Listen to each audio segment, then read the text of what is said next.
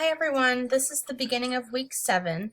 This week you're going to identify a problem or a set of problems related to your future career that you're interested in researching for the next few weeks. For example, you might explore public perceptions of masking, declining sea ice, lack of healthcare in rural communities, or a myriad of other issues. So this week, by October 6th, I'd like you to identify at least 2 scholarly materials that you're going to read to begin your research. I highly encourage you to visit the library's homepage and to chat the librarian. That's a free resource for you that could help to point you in the right direction. Later on in the week, you're going to submit summaries of these 2 articles that you identified.